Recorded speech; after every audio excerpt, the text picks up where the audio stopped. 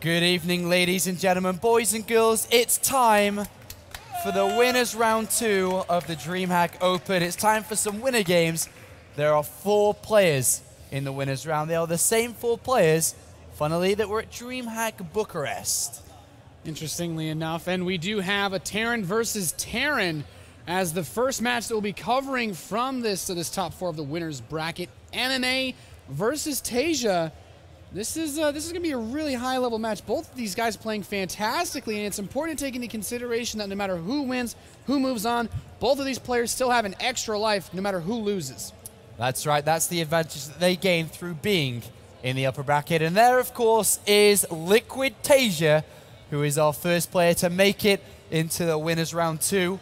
And we have him going up against MMA. In the other winners round 2, we have Innovation versus Life. Fantastic set 4. And let's find out how this Terran versus Terran is going to unfold. They've played against each other a lot. It's been very 50-50 within their team leagues. Team Acer versus Liquid, a matchup we've seen a lot over the last couple of months. Let's find out how this is going to shape up. It's time. Welcome to Derelict Watcher. Ladies and gentlemen, spawning in the northeast position, the red Terran player from Team Acer, it is MMA.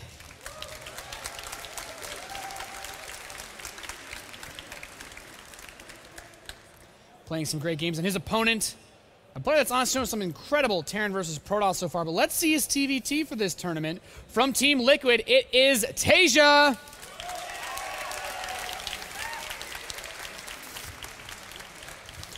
Taeja, of course, he's one of those guys who's been playing so well towards the latter half of this year. MMA made some deep runs in WCS Europe, but now both of them kind of playing really the first TVT that we're getting to see here, at least, on the main stage. Taeja, of course, was in that group with Zhou, Innovation, and 4GG, and did manage to make it out top in that group. So let's see what both players have in store. Taeja opting to open with the Barracks first, and MMA opting for the gas first. A very quick factory base build for the Acer Terran player. Potential here for a very fast Banshee attack. Something that MMA really likes to go for in this matchup. Gives you that flexibility of not only the early aggression, but if your opponent brings some type of aggression, that gives a quick switch into something like a Raven or a Viking. Even access to Widow Mines to delay early pressure from your opponent. And we even see that Taeja is playing with an incredibly late gas, potentially no gas for a 1 barracks expand. Playing a lot more economically this game, and now even sending the SCV out to scout. I think taking no gas at all is super risky, right? Going 1 barracks command set, not having any form of tech to defend against likelihood that we could see a gas first from MMA, which is the case. I think that's risky, and he has decided to take a 15 gas, but ultimately, Taeja's going to be playing the defensive player, where MMA should be with the gas first here being the aggressor. Yeah, so it seems the barracks will be wrapping up in just a few seconds' time. He has the gas. There is the factory immediately planted.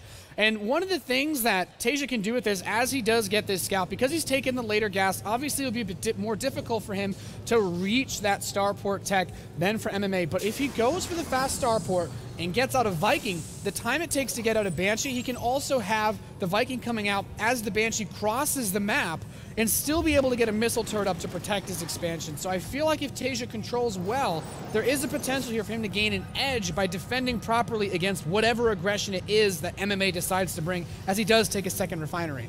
But aggression doesn't necessarily have to be the choice from MMA. Innovation, his teammate, opens up the same like we see from MMA, but gets a Raven instead of a Banshee. And it's a super defensive build, which is almost technically hurting his economy because it's such a defensive build. He's investing in a Raven earlier on, so early, in hope that his opponent be aggressive. So that is definitely an option here from MMA. But we all know how MMA likes to play. He likes to be the aggressive play. He likes to be the one to be able to control the Banshees to get in to do damage. I would expect to see a Banshee here. Yeah, I have to agree. It just makes sense. It's kind of it's just the style of MMA. Taeja is actually building the command center, his natural one, inside of his main base. He's keeping everything condensed a little bit. A Banshee could still end up poking this from the outside, but what it means is he doesn't have to defend 2 mineral lines at the moment. He can kind of keep everything together, push this attack away whenever it does come, and try to advance out. He's opened with about 6 or so Marines, possibly to go straight into the Hellion production. This is actually a very 4GG-esque build. This is the type of build we saw him use versus Innovation, except, as you stated, Innovation opted for the Raven, wherein we're seeing MMA make that rush for the Banshees. And MMA is not only rushing Banshees, he's gone for Widow Mines as well, so it's going to be double. There's going to be a lot of damage coming out from MMA, potentially. And the series, so far, well, this game, should I say, is going to come down to how well does Taeja defend, and can he defend against what we're seeing from MMA? Because if he can, then Taeja's going to gain a big lead in this game, but if he cannot, then that's where MMA can build a second command center, can easily catch back up in the game. Yeah, and he actually only builds 2 Hellions with this factory. Very interesting play from Taeja. He wants to go right back into the Marines. His starport's done. Looks like he wants to put it straight onto that tech lab. So we could actually see a fast Raven from him. The Raven follow-up is there for MMA as the first Banshee leaves. And these 2 Hellions can scout. Widowmine actually grabs one of these for free. Pretty nice catch for MMA.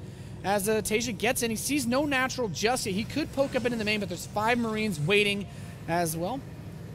Looks like Taeja's Banshee Raven might actually be out here in time for this Banshee attack. And if it is, and if he's able to push back this attack, or this Banshee, then he's going to be in good position. Here it is cloaked up. How much damage will it do? It's coming in now. The Marines are postured. He could try to use a scan to grab this, but would be a little bit difficult. He's only about 10 seconds away from that Raven. Then a Viking begins. Of course, with the Banshee's ability to micro, he could still dodge all the Marine attacks. He's going for a couple kills. Banshee's managed to go to about 5 now. There's the Raven. The Marine's starting to push him away, but of course he has to watch out for the 2 mineral lines. He can actually kill these SCVs as they come out. Being rallied away is a smart play by Taeja, but not able to save that first one. And behind this, MMA going double command center siege tanks. Yeah, double command center here. Oh, let's get that Hellion. Double command center is saying, well, I haven't really been able to kill that many SCVs, but overall, if the game goes on and nobody attacks each other for the next few minutes, then eventually MMA is going to have more SCVs than his opponent because he has 3 command centers compared to 2. Killing 4 workers is decent, and especially because the Banshee's still alive and there could be more deaths. Yeah, comes in, actually just pokes away at another Marine. Of course, without the combat shield, they die in 2 hits. And with that range advantage, the Banshee has that ability to kite. But I like that he's going straight for the siege tanks. If you want to get this fast third command center, you need to kind of go into your own sort of defensive mode. MMA's now adding on the additional barracks. And I do like that he has the Banshee. I think when you can keep the Banshee alive and keep that pressure on, it allows you to make these greedy plays. I'm kind of wondering, I don't think Taeja will assume that this is his natural command center. It still feels a little bit late, but... Yeah, no, he knows. He knows. Yeah, so it just comes down to what does Taeja respond with? Will he go for extra barracks? We saw Innovation try to win with a huge bio timing off of 2 bases, something that's popped up a little bit less commonly. And there Taeja says, no, I'll go for the 3rd command center instead. Yeah, trying to break a Terran play when they have siege tanks out there, even with 3 command centers. And yes, he doesn't have a lot, but with siege tanks in good position, they almost, it doesn't matter how many units you have if they're in good position because they can kill a lot. They're very efficient units. So he's decided, I could try something, probably not really going to work, throw down the 3rd command center, and yes, he will play from behind a little bit, and eventually I think we will see MMA climb up in SCVs, but if we look at it, 38 to 44, Liquid Taeja's still in the lead, and that 3rd command center hasn't yet really allowed MMA to catch up and overtake, so overall, it's not that bad of a situation at all for Taeja. Yeah, I feel like both of these players have gotten a feel that the other isn't going to bring that crazy fast attack. So with double engineering base coming in for both of them and the stim timings being relatively similar, it seems that both of them kind of looking a little bit more towards the later stage of that game. Maybe we'll see a bit more action once we get closer to the 2-2 setup. There could be some jockeying for position outside of the 3rd bases on this map, since there's a couple of spaces where you can siege from the low ground. But Taeja adding on additional barracks, MMA getting additional barracks of his own, and both players have their 1-1 at almost the exact same time. So this game's going to go on for a long time, I'd like to say here. It's going to be all about positioning. It's going to be about the tanks and Marines and who can gain position on each other. On 2 bases, it's almost impossible to find a position on each other because you're tucked so tightly and defensively. So it's really going to come down to army movement, cycling through the middle of the map. Who's going to be able to maybe pull off a successful drop? Who's going to be able to siege underneath their opponent's 3rd bases? These are the things that we're going to have to look out for, but MMA does get in there with a Banshee. Again, the same Banshee I'd like to hope. Yeah, keeping that Banshee alive just allows it to be so much more cost-effective. It's at 11 kills now, doing a great amount of damage to MMA. And look, the Marines actually move away. This Banshee can start to poke away at a few more of these workers.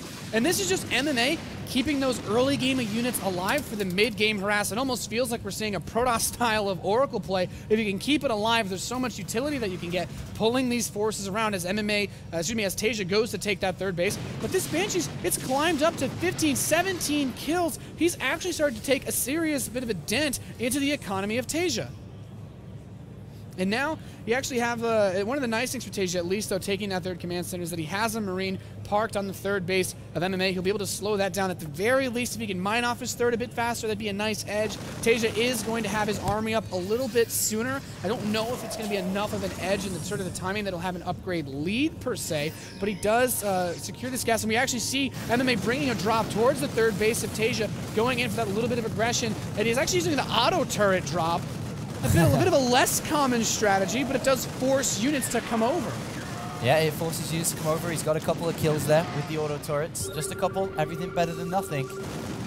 And as you see, army movements through the middle of the map. One of the most important parts, maybe some people don't realize, I think it's scans. Scans is actually one of the biggest things that's going to be a difference between a winning move and not, because a scan will reveal so much. You know where your opponent is at all times. You can see his army movement. Maybe he's out of position. Maybe he's not sieged up. Positioning is everything in Terran versus Terran. Yeah. Being able to know where the opposing army is the #1 move. You always want to keep your tanks on siege as long as possible. If you see that your opponent moves towards a certain area, then you plant yourself in that spot until they leave. But we see now the position of Taeja. Looking at his siege tank line set up outside that natural, it's not the most mobile force at the moment. And if MMA tries to move up towards this third base, siege the low ground, and drop Marines inside of the third, Taeja could have a bit of a hard time getting himself over there. We see his bio moving, but Taeja's tanks are not close enough to defend this. Now he's unsieging them, but is it too late? Will MMA be able to do some damage here? Well, he's got a beautiful position underneath this third base. Remember, he's got combat shields, and Taeja hasn't, and,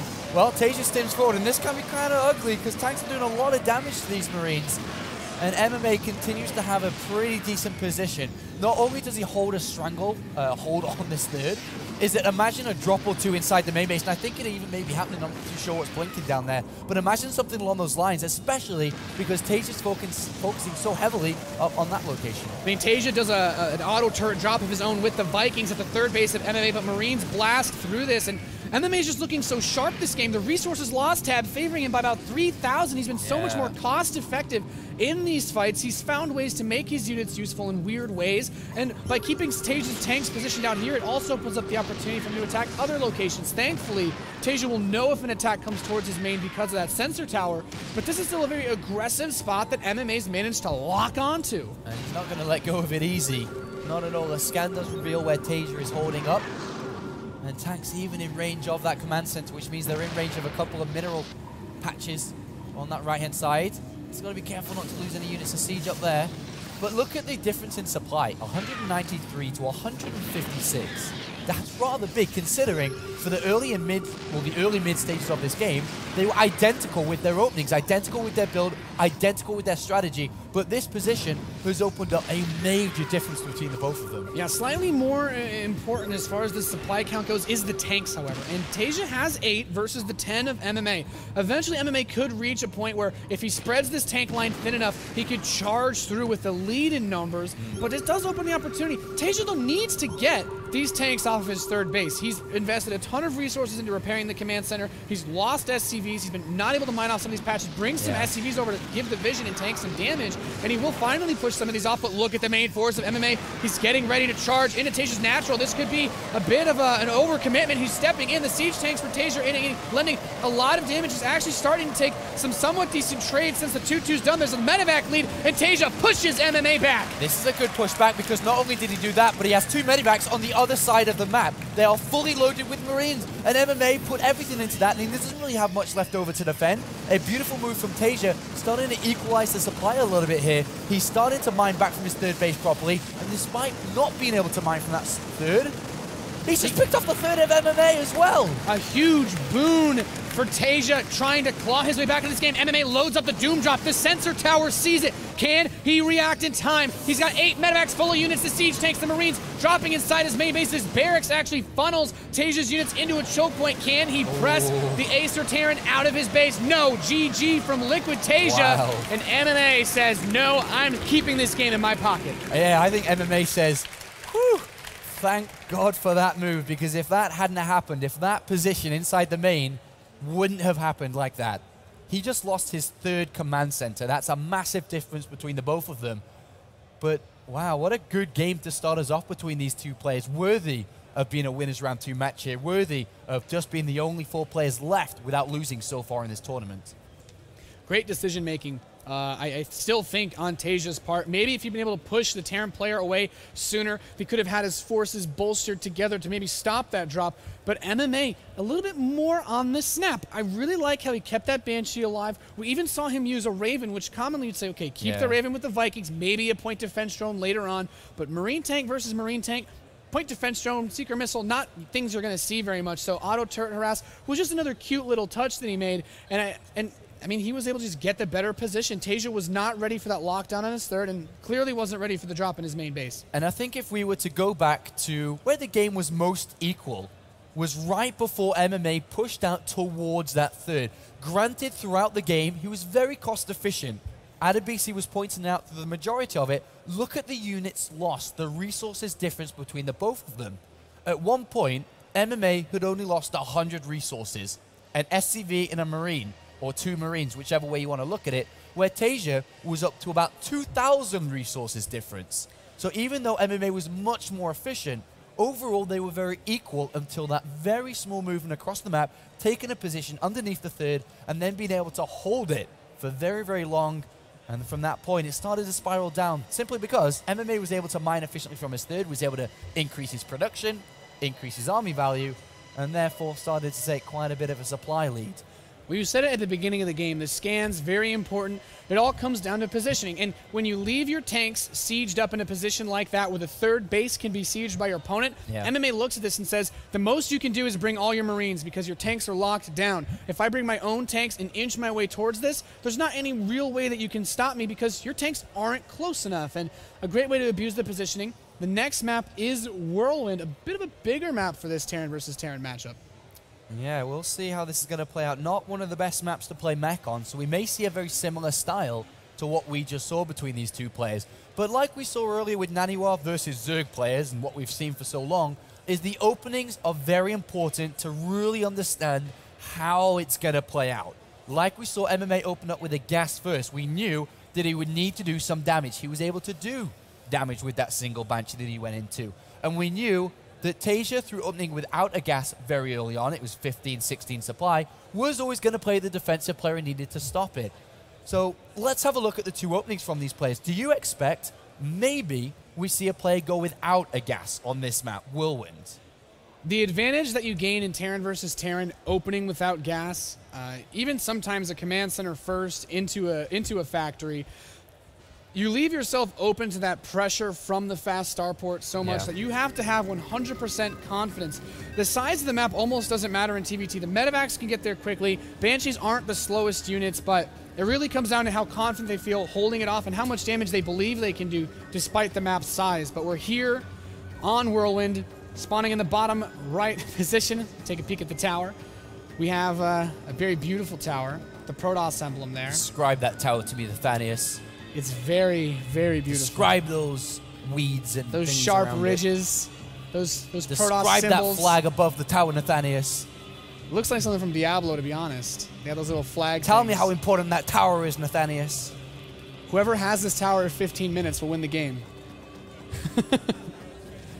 But our first combatant in the southeast position, the Red Terran from Acer. He's up 1-0. It's MMA.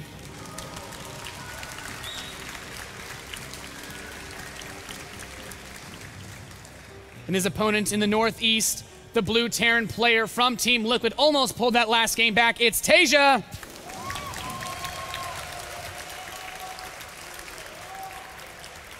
Taeja, probably expected to be finishing in the winner bracket final, straight to the grand final, where he's meant to take the entire of the tournament.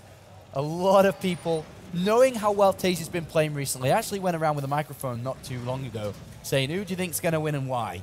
And the majority of people were saying Taeja because he's bloody good at this game. And to be honest, he is really good and he's been performing very well. But as we can see in the score at the bottom, he's currently losing against MMA. 0-1 in this best of 3. It's down to Taeja now to show everybody why people think he's going to win. Why should Taeja win this tournament? He tweeted not even that long ago saying, hello, my name's Taeja, I'm going to win Dreamhack. Well, no, you're not if you're going to lose against MMA because you're going to go down to the losers bracket and it's going to be very difficult. So it's up to him now to show us.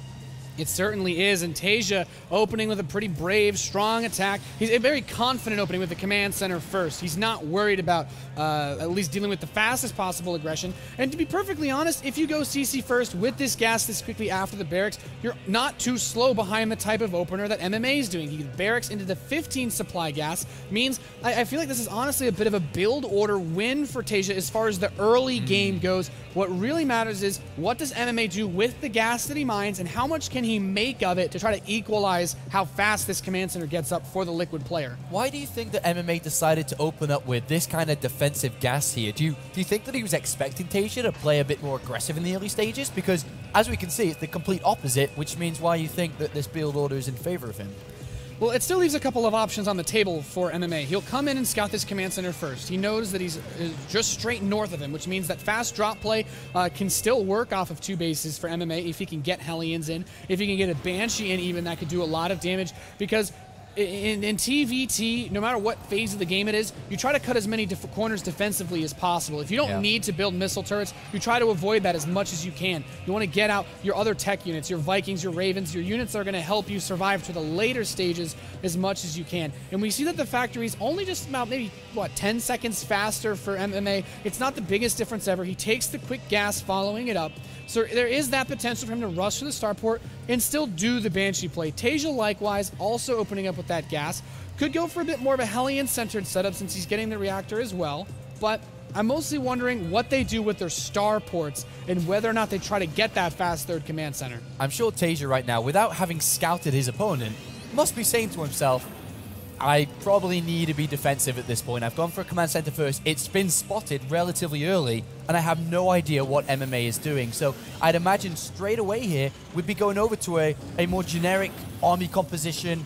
What's that? An engineering bay coming down. Sorry, I couldn't quite see who that was. An engineering bay, turrets coming down, Vikings immediately. Depending on if he goes over to the Raven first or not, we could see a Viking then over to Raven, depending on his gas count as that starport finishes. But absolutely, with no information in this game, maybe he has to scan. Maybe he needs to scan inside this main base to find out what's going on. Yeah, it's a tricky situation. There is the scan, and he sees this starport, the engineering bay, a little bit of star sense from Taeja. At the very least, he can have a missile turret.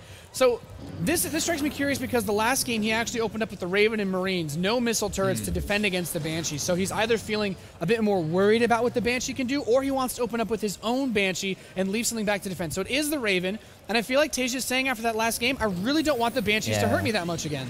But it's not a Banshee. That's the big thing here. It's a Widowmine drop, and the other gas has gone into stim nice and early.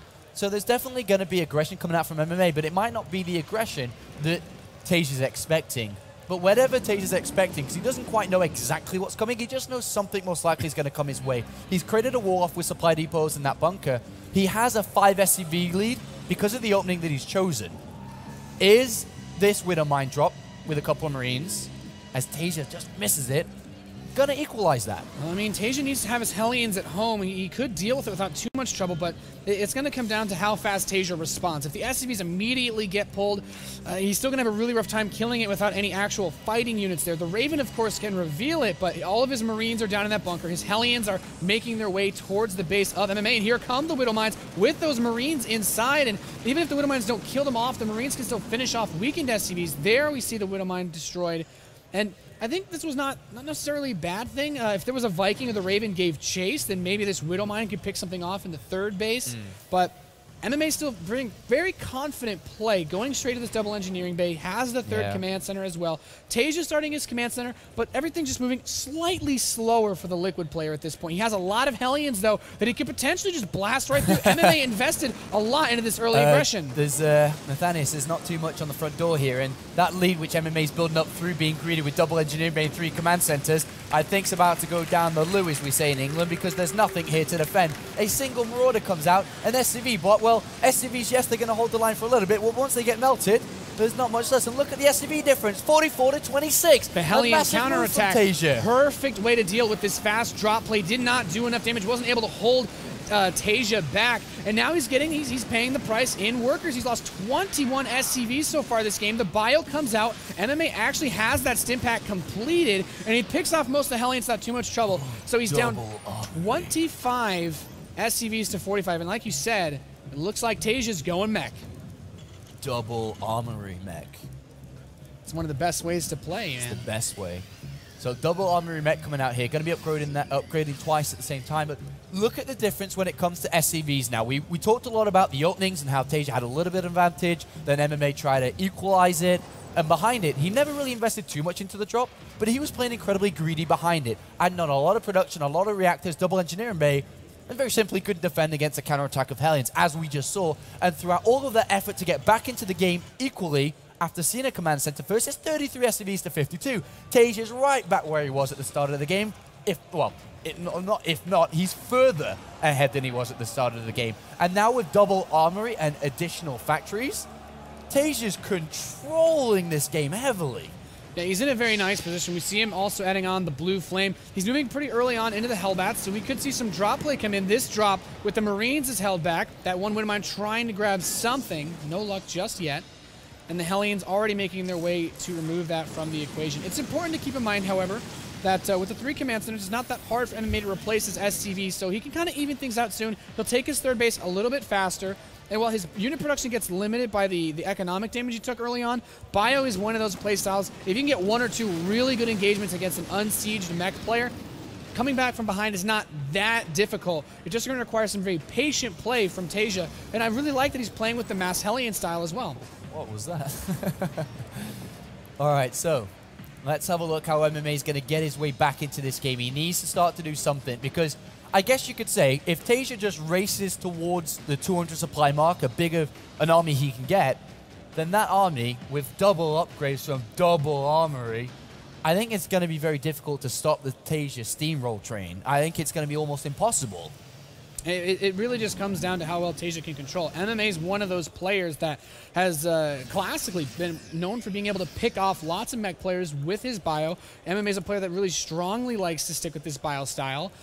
To your point, though, with the blue flame finishing, if Taeja can secure any further advantage in this game, it's going to become very difficult to stop. The Bio Army is a bit more mobile, but this map is large enough that it kind of negates that. The defensive advantage for Taeja reinforcing his units back home is solid. There's a lot of angles to attack from on Whirlwind. We'll have to see what he can do to pull himself in here. We do have, actually, he's already starting to mix in Banshees very early on with the second starport. Oof. I think he's kind of saying, this is a risk I need to take to recover from that earlier loss I had.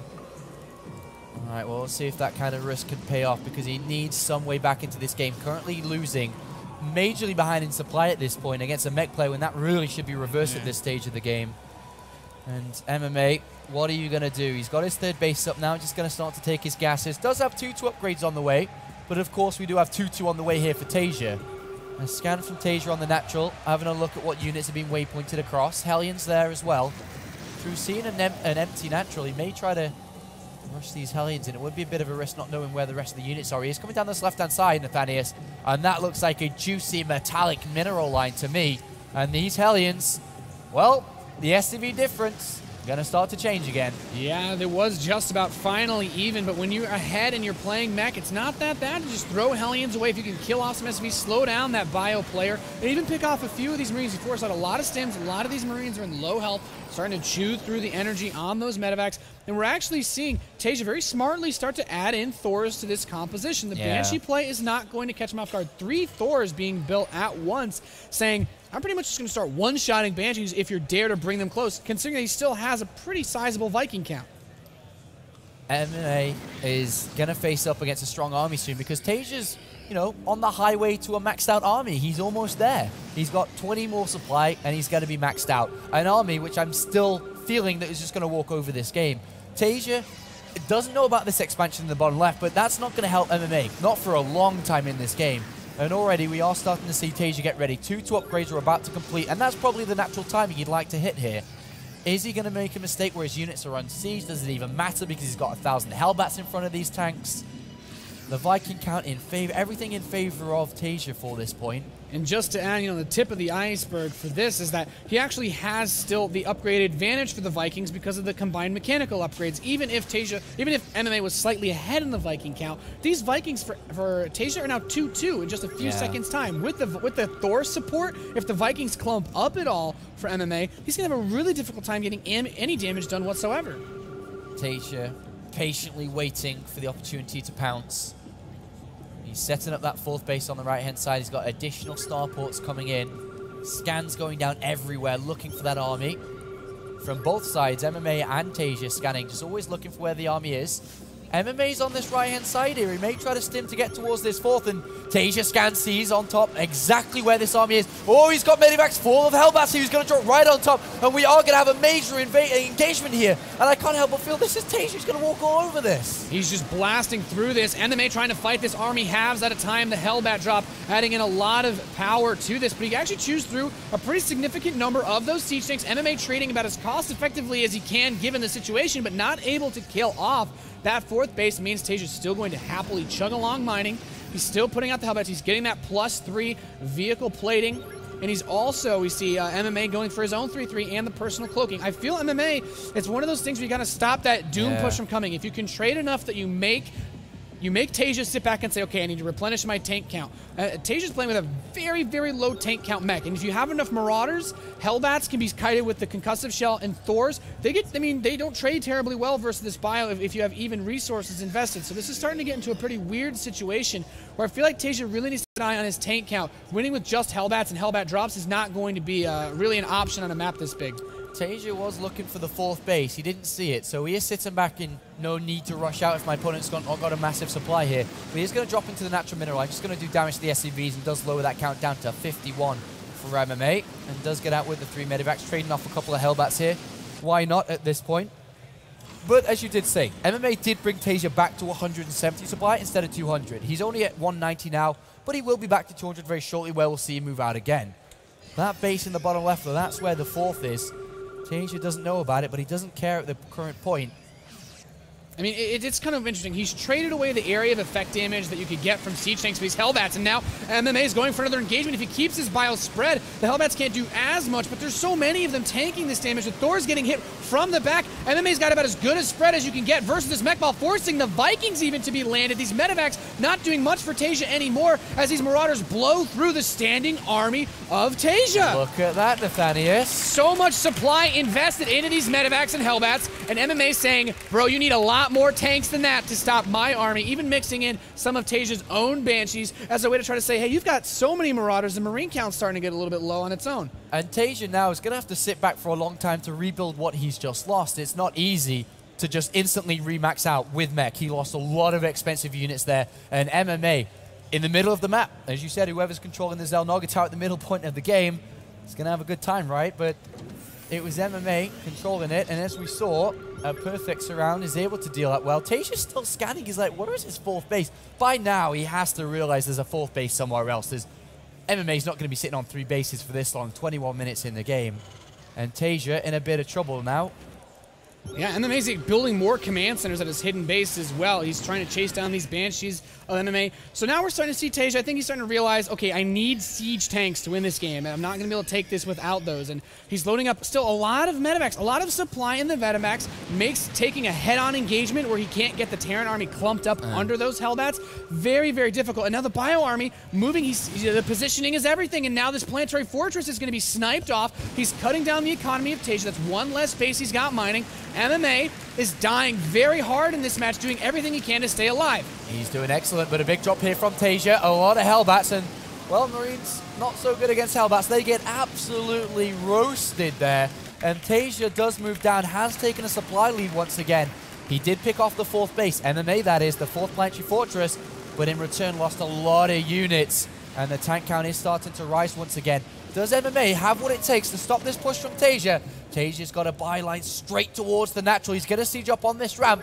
Does MMA have enough in numbers to crush this? I think once this siege up is completed, he's going to blast through a lot of what MMA has. He's trying to hit from both directions with the SCVs and what's coming from the production. Some of the tanks still standing strong, but the workers are actually getting on top of them. MMA hitting from both sides. He's shooting through a lot of what Taeja has, but the reinforcing siege tanks and Hellbats with the Viking and medevac cover is just too much. Taeja up 121 supply to 83. MMA still has his economy mining from afar, but how does he get this army off of him? The tank count is still pretty low as far as what's at his base now, but I don't know if the production itself can stop Hellbats from just being rained on top of this Bio army. That's right. An excellent couple of big moves by both players throughout this game, and this is another one by Liquid Taeja, up 50-60 supply now. And he's camping that base. He's got that natural. He's dropping on the third. And this is going to be almost impossible to break down with the Viking lead as big as it is here.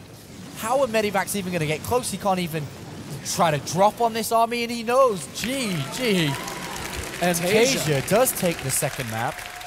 Showing that that last game was not a sign that he would be knocked down to the loser's bracket so early. Fantastic control from Taeja. And really, it just came down to a lot of, we discussed who would try to do the damage in the beginning of the game. Taeja played a bit more economically, but he opened up with a lot of Hellions. And the cool thing about that Hellion play is that it makes denying drops a lot easier. You have that super mobility. When you open up with Marines and you're on 2 bases, if Hellions get dropped at the wrong side, those Marines are very slow without the stim. So it also gave Taeja that opportunity to swing back and say, you're going 3 command centers and double engineering made this fast with no units?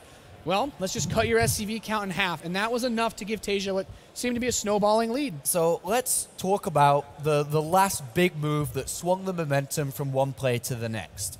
MMA stims in, runs and picks off a planetary fortress. In return, Medivacs come flying over the tower, Hellblast drop on, he loses everything. Was that a mistake in the first place from MMA after doing so well to run up and snipe the planetary? How can you call that a mistake at that point? So you have to look at it the way that MMA realizes he needs to try to slow down the movement and the production of Taeja, because he took a lot of great trades versus the actual army, and Taeja was starting to trickle in more siege tanks as he needed.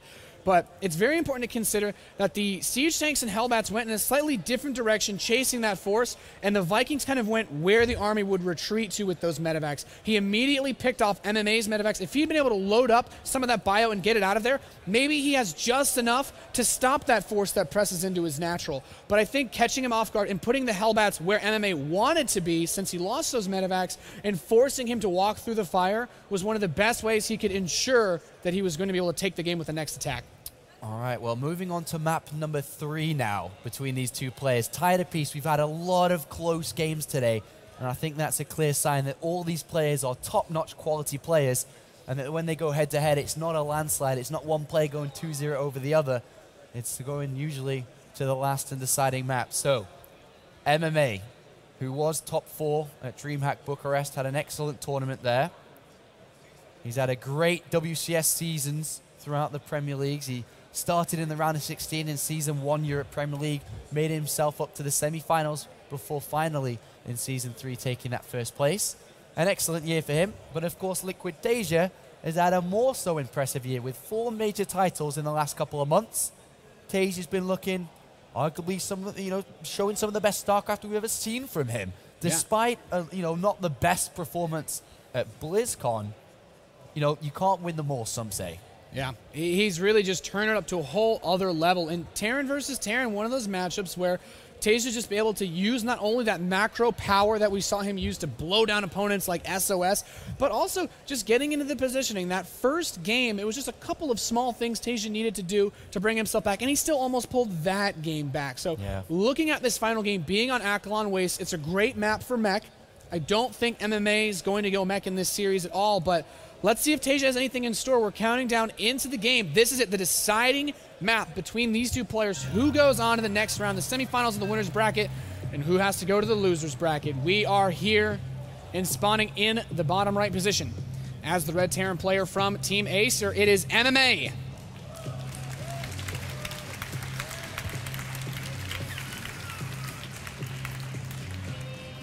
And his opponent in the northwest, the blue Terran from Team Liquid, it is Taeja.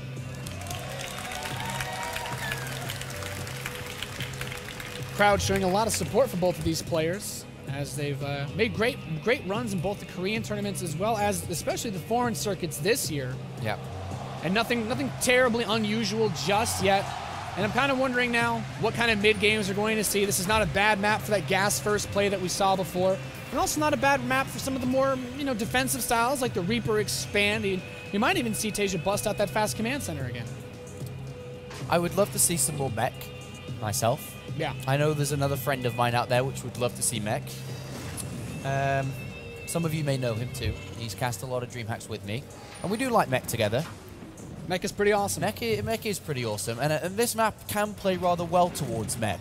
The way that the 4 bases on the right-hand side or left-hand side of your Liquid Taeja are situated, it is a lot easier for you to defend all of them without having a large surface area to do so. There's no large open spaces. You can have tanks on high ground covering multiple positions. It's overall a pretty good map for mech.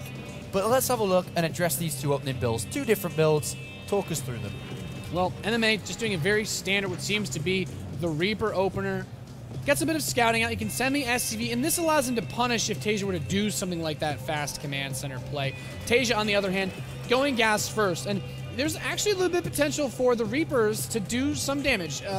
Sometimes Terran players, when they open up gas first, we could see him just put out a Marine, start the factory, and then immediately build a tech lab for a fast starport. Now, a lot of Terran players have steered away from this because one Reaper will beat that Marine, and then suddenly if they open up with a second one, you find yourself getting swarmed very, very quickly. But MMA's actually just been producing Marines out of that barracks so far, now getting the Reaper, opening with the Marine first, potentially to deny either an SCV scout that maybe wants to block his expansion, and maybe actually not let him know that the Reaper's coming. But the factory is on the way. The Marines are still coming out for Taeja. He has not yet started to build any type of add-on, so it looks like he's just going to go straight for that starport and not invest any gas prior to that. Well, MMA is going to throw down this factory very shortly as he reaches that 100 gas mark. SCVs are going to pass by each other in the center. Taeja's going to move forward. Move back towards his base here, and a second gas has been taken. So Taeja is looking like he is going to open up with that Banshee once again here. Where is that Reaper, and how much information is it going to gather? I really like this poke that's coming up from MMA. He's kept his scouting SCV. He's using this one Marine as well, and I've honestly not seen this terribly often. The last time was just an online cup by Thorzane. This is a little bit of pressure. SCV tanks some damage, use the extra health on the Reaper with this Marine damage to just shove opponent back. Not able to deal too much here. He picks off one of the Marines, but that Reaper will get its health back, and the Reaper Marine will beat just these two Marines. He does now get in and get the full read off, sees, okay, there's a tech lab waiting for this starport. That potential of that Banshee to come in from Taeja, very big. This Reaper is going to get picked off there. Nice move by Taeja. Kind of expected to die there. Well, the Banshee is on its way. Cloak has been researched. A reactor thrown down on this barracks. And over here on the side of MMA does have this command center, a more defensive setup here with a much, much faster command center. Do you think this Banshee can get a lot of damage dealt here? Do you think there's an opportunity for it to do so, considering how MMA's set up at home? I mean, MMA's played a lot of Banshee styles himself. He already has a Viking queued up. The supply block, tiny bit of it, slowing it down just a few seconds. But by the time it takes this Banshee to cross the map, the Viking will be very close to coming out. What really I'm curious about now is, since there's no engineering base on the map for MMA, will he save this scan? He absolutely has to, otherwise this Banshee does have potential to do a lot of follow-up damage. There's still not a tech lab on the map, so MMA's not even close to starting production on a Raven. Where's that starport going to go next? Tech lab is being put down when it's on the factory here. So scans are going to be important. They're going to be very important. A second Viking is being made. The Banshee is not too far away. Let's have a look if there are scans available once this Banshee arrives. Cloak is almost ready here. Just a couple of seconds left. He does have a scan saved on each of his orbital commands. Of course, he's decided instead of investing in the missile turrets to invest in that. And there's the Cloak. If he brings the Marines a little bit closer, he could pick off this Banshee. This is exactly where he wants the Banshee, chasing it down. Now, if he escapes with it, it's very nice. There's still a second scan available for MMA, but ideally, you really want to kill it with just that one scan. And he's actually lifted off the command center that has the energy for another scan. So he can't pick off this Banshee just yet. And in fact, he could try to come in and snipe some of these Marines. Oh, he is going to get one, and he may get a second here, and he is going to get that second. The Banshee's still alive, going to get into the SCV line. Doesn't take one out there. He moves back in again, but he's got to be very careful. As soon as that command center lands on the natural, he's going to lose this Banshee in there. The scan reveals the Banshee. No longer cloaked and does get picked off. We do see tank production starting here from Taeja, and he also has another Banshee being built. Another Banshee over here. It's cloaked up, does get an SCV. Oh, scan goes down. Two Vikings should be able to clean it up, and they do. And a good defense so far from MMA here. Yeah, very solid. Not really taking too much in the way of economic damage. Much different than we saw the Banshee harass MMA do to Taeja on the map like Derelict Watcher. But it does look that both of our players are at least Taeja's showing with this second barracks in his stem. He's going to go for bio. I'd be shocked if MMA did anything other than bio, but maybe that could just be where he throws the wrench into the system here. as Raven does come out now, so he has a little bit more mobile detection in case there's more Banshees prowling, and there is just one more sitting here on the map. But with siege tanks, it's very difficult for both players to press the other on the ground at the very least. So I'm kind of just wondering where he's going to take this. MMA, I'm wondering, when is he going to actually commit to this tech? Because Stim is already on the way. Taeja is going to get a little bit more maneuverability on the map if there isn't some either fast units like Hellions put out or just additional infrastructure to get out more siege tanks. Bye, Banshee. That was an easy pick off there for MMA. And there's a lot of money being thrown into these Banshees. Haven't really done that much for Taeja. They haven't put him in a big lead. Though, as we see in the bottom of the screen, there is a 2 SCV difference between the both of them. Taeja being in the lead with that, despite not being able to pick up too many kills with these Banshees. Somehow has found himself in a bit of a lead here. But if we look over to Taeja's side of things now, he's got 3 tanks on that natural, is starting to add on extra production inside his main base, up to 2 backs with the 3rd one being added on now. But it is MMA who's making a movement across here. That Raven's going to be useful. But where exactly is he going with these units? Taeja's double production of Vikings, I think, is exactly what he needs to hold this attack off. It's a bit of a surprise play by MMA. Tanks on the low ground at the very most could get this tech lab, but that would be requiring to go super, super close. And with this one drop that's coming in, he's looking for a weird position, but Taeja's double Viking production should allow him to push this back. A supply block actually prevents any more units. If he cancels this stim, that'd be an absolutely huge win, as MMA has already started his +1 attack back home. Still no stim for him. Using the Seeker Missile on the siege tanks, Taeja's bringing everything over to try to shove this back, and I think he should be able to stave this off, but at the cost of those few SCVs. Yeah, nice defense there from Taeja, and that one tank even survives on the high ground, so he does push him back while maintaining a supply lead. And 16 supply lead, and the SCV difference, even though losing a few, didn't lose too many, where it's a major difference between the both of them. It's equal, as we can see at the bottom there. And a 3rd command center being pushed down by Taeja, likewise on the other side, but MMA lost a lot in that. The army supply is quite heavily favored towards Taeja, 40 to 17. He's got a much, much larger army. Is there an opportunity for him to use that? Especially because, you know, Marines are a big focus of MMA's army, but Stim has only just been started. There must be a window of opportunity here for Taeja somewhere. Well, I mean, getting these upgrades together and trying to move into medevac production could slow down the tank production for MMA. I'm happy he's actually still producing them back home.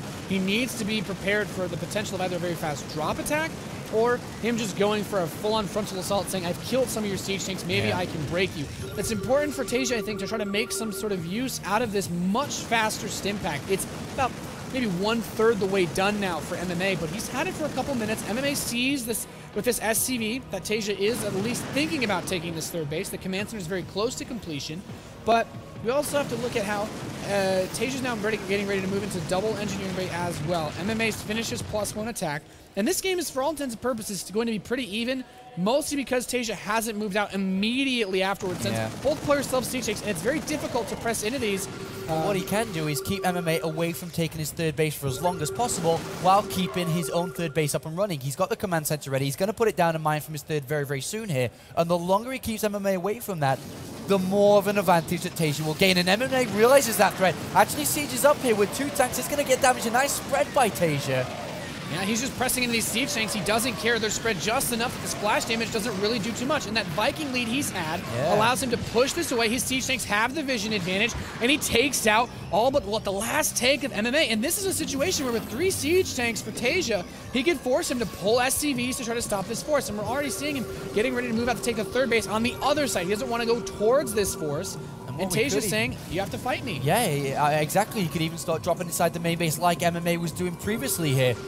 And a big scan. Oh, finds his units, and Stim is not ready yet. Only seconds away, and he loses everything in the middle there. Taeja exploiting the failed attack of MMA and taking the series 2-1. A fantastic series by the Liquid Terran player. For both players, in all honesty. Yeah, excellent play there by Taeja, and he moves in to the winner bracket final. Closer and closer towards that grand final. And he does take out Acer MMA. Taeja saw an opportunity with that stim, a major window to hit. Hits inside it, very close, just inside it. And he's able to pick up that series 2-1. A good TVT between these 2 players. But it is Liquid Taeja who moves ahead. Yep. Important to consider. MMA still has that extra life, of course, since this is a winner's bracket match. So he's not out of it just yet. He's still in the running. But Taeja, he's got to be feeling good about himself. We've been talking about this since the first couple matches we looked at. He's played so damn well this tournament. He's played excellent this tournament, and I'll be happy to see both of them continue on. They've still got more games to play. Well, now it's time to hear some words from Liquid Taeja. Thank you, Apollo. Congratulations, Taeja, on your victory over MMA. You looked incredibly ecstatic coming out of the booth, a little more than usual, in fact. So I actually want to ask you what's going through your head at this moment. 이제 방금 경기 끝나고 나왔는데 정말 행복해 보였어요. 원래는 이렇게 행복하진 않은데 경기 끝나고 난 다음에 무슨 생각이 들었나요? 일단 첫 번째 경기를 지고 나서 너무 압도적으로 졌기 때문에 성원이 형 너무 잘하셔가지고 못 이길 것 같다고 생각했는데 말이 안 나오네요. So he says, after I lost that first game, all I could think was, wow, MMA is so good, because I had lost just so convincingly. He just beat me so hard. So I was really nervous for the second and third game, but he says, I have no words right now for how happy I am. Well, I just want to talk about that first game that he just mentioned that he lost in, and kind of see what he felt really went wrong for him in that game. 첫 번째 경기 졌잖아요. 방금 말했듯이. 근데 뭐가 잘못된 것 같으세요? 제가 성원이 형 스타일을 파악했다고 생각했는데 전혀 다른 플레이를 하셔가지고 많이 당황해가지고 좀 제가 많이 못했던 것 같아요. 네. So he says, I realized as I played the game that I thought I knew MMA style, but he actually played something completely different. So I was really caught off guard, and he didn't do what I was anticipating at all. And I think that's why I lost and I just felt like I played so bad that game. Going into games 2 and 3, he was able to come back and take those games. I want to see what he was thinking to kind of prepare his mindset, and because he says he was so nervous after he lost the first game, so I want to see how he prepared. 이제 두 번째랑 세 번째 경기 들어가면서 방금 이제 첫 번째 경기 그렇게 압도적이게 지고 난 다음에 어떻게 준비를 하셨나요? 솔직히 두 번째 판도 제가 엄청 유리하다 생각했는데 거의 질 뻔했어요, 경기를. 그래가지고 딱히 뭐 준비하는 건 없고 그냥 첫 판에 했던 대로는 안 했어요. 네. 첫 판에 좀 공격적으로 하려 했는데 성원이 형이 엄청 배를 불리는 전략을 선택하셔가지고 좀 그때부터 꼬이기 시작해가지고 2, 3세트는 좀 바꿨어요. 네. So he says in that second game, even in that second game, he says, I was at such an advantage, but there was a point where I actually almost threw the game. But what I tried to do in preparing for the game was just not play as I did in the first game, because in the first game I tried to play a kind of aggressive style, but MMA played a kind of greedy style where he was able to defend. So all I did was try not to play like I did in that first game, and in games 2 and 3 just play differently and try to match to MMA's actual style.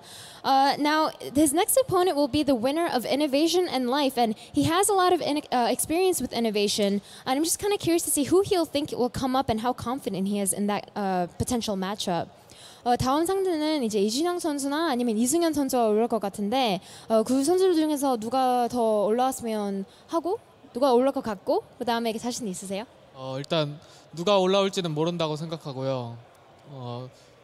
최근에 유럽 서버에서 레더를 좀 했는데 저그전이 좀 잘 돼가지고 승현이가 올라왔으면 좋겠어요.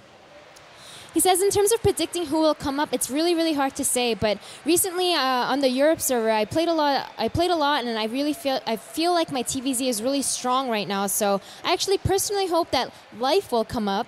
Last but not least, Taeja, you are now guaranteed in the top 4. I'm wondering just how confident you feel in terms of getting to the finals itself, and if you're confident that you can bring the summer of Taeja to Dreamhack Winter. 이제 지금 탑 4잖아요, 순위가. 이제 그거에 대해서 기분이 어떤지, 그리고 이제 이번 대회에 그 태자의 서머를 이제 드림häck 윈터 올 시즌 얼마큼 자신 있는지. 일단 탑 4에 들었으니까 일단 상금을 좀 확보해서 다행이고요. 또 서머 오브 태자라고 하는데 이제 윈터 오브 태자가 될 것 같아. So he says, the first thing I'm happy about, since I'm in top 4, I know that the prize money will be a lot better, so I'm really happy about that. And then the second thing is, I know that people call me the summer of Taeja, but I just want people to know that he'll bring it to the winter as well. So congratulations to Taeja one more time on your victory. Guys, when we come back from this short commercial break, we'll have Innovation versus Life, so stay tuned.